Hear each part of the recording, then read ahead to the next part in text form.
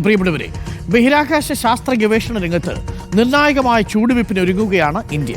ഇരട്ട ഉപഗ്രഹങ്ങളെ ബഹിരാകാശത്ത് വെച്ച് സംയോജിപ്പിക്കാവുന്ന ഡോക്കിംഗ് സാങ്കേതികവിദ്യ പരീക്ഷിക്കാനുള്ള സ്പാഡെക്സ് ദൗത്യ പേടകങ്ങൾ ഇന്ന് ISRO വിക്ഷേപിക്കും. ശ്രീഹരിക്കോട്ടയിലെ സതീഷ് ധവാൻ സ്പേസ് സെന്ററിൽ നിന്ന് രാത്രി 9:58 വിക്ഷേപണം നടക്കുക. സ്പാഡെക്സ് ദൗത്യം വിജയിച്ചാൽ ഡോക്കിംഗ് സാങ്കേതികവിദ്യ സ്വന്തമാക്കുന്ന 4ാമത്തെ രാജ്യമാകും ഇന്ത്യ. AP നദീറ ചേരുന്നു കൂടുതൽ വിവരങ്ങളുമായി. AP Nadeera, very good morning. ഇന്ന് ആ ലക്ഷ്യം ISRO സാക്ഷാത്കരിക്കാൻ പോവുകയാണ്. ഡോക്കിംഗ് എന്ന് പറയുന്നത് ഈ രണ്ട് ബഹിരാകാശ ഭ്രമണപഥങ്ങളിലുള്ള സാറ്റലൈറ്റുകളെ ഡോക്കിംഗ് ചെയ്യാൻ കഴിയുന്നൊരു സാങ്കേതിക വിദ്യയാണ്. ഇത് യഥാർത്ഥത്തിൽ ഇന്ത്യക്ക് ഇതുവരെ അത്തരമൊരു കഴിവുണ്ടായിരുന്നില്ല. 3 രാജ്യങ്ങൾ മാത്രമാണ് ഡോക്കിംഗ് ഇതുവരെയും സക്സസ്ഫുള്ളി കംപ്ലീറ്റ് ചെയ്തിട്ടുള്ളത്. ഇന്ത്യ 4ാമത്തെ രാജ്യമാവാൻ പോവുകയാണോ? എപ്പോഴാണ് വിക്ഷേപണം? വിക്ഷേപണത്തിനുള്ള എല്ലാ ഒരുക്കങ്ങളും പൂർത്തിയായി കഴിഞ്ഞോ? Good morning Arunkumar. Satish Dhawan space സെന്ററിൽ ശ്രീഹരിക്കോട്ടയിൽ ഇന്ന് രാത്രി 10 മണിക്കാണ് വിക്ഷേപണം നടക്കുക. ISRO സമയം ഒന്ന് പുനഃക്രമീകരിച്ചിട്ടുണ്ട്. 9:58 പറഞ്ഞത്, പക്ഷേ അത് 10 മണിയാകും. 2 മിനിറ്റോട് അധികം എടുക്കുമെന്നാണ് ISRO ഇപ്പോൾ അപ്ഡേറ്റ് ചെയ്തിരിക്കുന്നത്. അതുകൂടി ഞാൻ അറിയിക്കുന്നു. എന്തായാലും ഇന്ത്യയെ സംബന്ധിച്ചിടത്തോളം വലിയ ചുവടുവെപ്പിനാണ് ഇന്ത്യ ഒരുങ്ങുന്നത്. ഈ ഡോക്കിംഗ് സാങ്കേതികവിദ്യ നമ്മുടെ പ്രേക്ഷകർക്കായി പറയാം. നമ്മളെല്ലാം കാണുന്നുണ്ടാകും നാസയുടെ ബഹിരാകാശ വാഹനത്തോട് മറ്റൊരു പേടകം ചെന്ന് യോജിപ്പിക്കുന്ന ദൃശ്യങ്ങളൊക്കെ നമ്മൾ ഒരുപാട് കണ്ടിട്ടുണ്ട്. ഈ ഒരു പരിപാടിയാണ് ഇന്ത്യ ചെയ്യാൻ പോകുന്നത്. ഇങ്ങനെ 2 പേടകങ്ങൾ കൂട്ടി യോജിപ്പിക്കുന്ന കാര്യമാണ് നടക്കാൻ പോകുന്നത്. അതൊരു വലിയ സാങ്കേതിക വിദ്യയാണ്. ഈ ഡോക്കിംഗ് സാങ്കേതിക വിദ്യ അരുൺ സൂചിപ്പിച്ചതുപോലെ തന്നെ വെറും 3 രാജ്യങ്ങൾക്ക് മാത്രമേ സ്വന്തമായുള്ളൂ.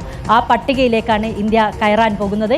ഇന്ന് രാത്രി 10 മണിക്ക് PSLV C-60 റോക്കറ്റിൻ്റെ സഹായത്തോടെയാണ് വിക്ഷേപിച്ച് പിന്നീട് ഒരാഴ്ചയൊക്കെ എടുത്താണ് ഈ സാങ്കേതിക വിദ്യ നമ്മൾ വിജയകരമായി പൂർത്തിയാക്കുക. അപ്പോഴാണ് അത് അച്ചീവ് ചെയ്യുക. പക്ഷേ വിക്ഷേപണം ഇന്ന് കൃത്യമായി നടക്കും.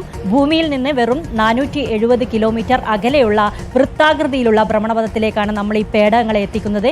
2 പേടകങ്ങളെ 2ഇടത്തായി വിന്യസിക്കും. പിന്നീട് അവ ദൂരപരിധി കുറച്ചു കൊണ്ടുവന്ന് ഇവ രണ്ടും യോജിപ്പിക്കുകയും പിന്നീട് അതിനെ വിയോജിപ്പിക്കുകയും ചെയ്യുന്ന ഒരു പ്രക്രിയയാണ് ആകാശത്ത് വെച്ച് ബഹിരാകാശത്ത് വെച്ച് നടക്കാൻ പോകുന്നത്.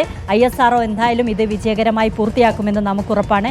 കാരണം നമ്മുടെ ബഹിരാകാശ സ്റ്റേഷൻ, നമുക്ക് സ്വന്തമായുള്ള ഒരു ബഹിരാകാശ സ്റ്റേഷൻ, അതുപോലെ ചന്ദ്രയാൻ്റെ 4ാമത്തെ ദൗത്യം, ഇതൊക്കെ നടക്കണമെങ്കിൽ ഈ സാങ്കേതിക വിദ്യയിൽ നമ്മൾ വിജയിക്കേണ്ടതുണ്ട്. നമ്മൾ ചന്ദ്രനിൽ നിന്ന് മണ്ണും കല്ലും ഒക്കെ കോരി ഭൂമിയിലേക്ക് എത്തിക്കാനുള്ള ശ്രമങ്ങളാണ് 4ാം ദൗത്യത്തിൽ നടത്താൻ പോകുന്നത്. അപ്പോൾ ഈ ഡോക്കിംഗ് സാങ്കേതിക വിദ്യയിൽ വിജയിക്കുക എന്നത് വളരെ പ്രധാനമാണ് ഇന്ത്യയെ സംബന്ധിച്ചിടത്തോളം. നമ്മൾ എന്തായാലും ഇത് വിജയിക്കും. ഇതുവരെയുള്ള എല്ലാ ദൗത്യങ്ങളും നമ്മൾ വിജയിച്ചിട്ടുണ്ട്. 2024 അവസാന ദൗത്യമാണിത്. ഇതും ISRO അച്ചീവ് ചെയ്യുക തന്നെ ചെയ്യും. ഒരാഴ്ച കഴിഞ്ഞായിരിക്കും നമുക്ക് ഈ ഡോക്കിംഗ് സാങ്കേതിക വിദ്യയിൽ നമ്മൾ വിജയിച്ചോ എന്നറിയാൻ സാധിക്കുക. 66 ദിവസമാണ് ഈ ദൗത്യ കാലാവധി ISRO നിശ്ചയിച്ചിരിക്കുന്നത്. 2 വർഷക്കാലം ഈ പേടകങ്ങൾക്ക് ഈ ബഹിരാകാശത്ത് തുടരാനാവും. അതിനുള്ള പേലോഡുകളൊക്കെ ഇതിൽ സജ്ജീകരിച്ചിട്ടുമുണ്ട്. Arunkumar. Okay, thank you AP Nadeera, വിവരങ്ങൾ നൽകിയതിന്. സ്പാഡെക്സ് ഇന്ത്യ വിക്ഷേപിക്കാൻ പോവുകയാണ്. ഡോക്കിംഗ് എന്ന് പറയുന്നത് 2 ഭ്രമണപഥങ്ങളിൽ കൂടി സഞ്ചരിച്ചു കൊണ്ടിരിക്കുന്ന 2 പേടകങ്ങളെ സംയോജിപ്പിക്കുന്ന ഒരു സാങ്കേതിക വിദ്യയാണ് ഈ ഡോക്കിംഗ് എന്ന് പറയുന്നത്. ആ ഡോക്കിംഗ് നടത്തിയ 4ാമത്തെ രാജ്യമായിട്ട് ഇന്ത്യ മാറാൻ പോകുന്നു. തീർച്ചയായിട്ടും നമ്മൾ വിജയിക്കും. ബഹിരാകാശത്ത് വെച്ച് 2 ഉപഗ്രഹങ്ങളെ നമുക്കിവിടെ നിന്ന് നിയന്ത്രിച്ച് സംയോജിപ്പിക്കാൻ കഴിയുന്ന സാങ്കേതിക വിദ്യ വരെ വന്നിട്ടുണ്ട്.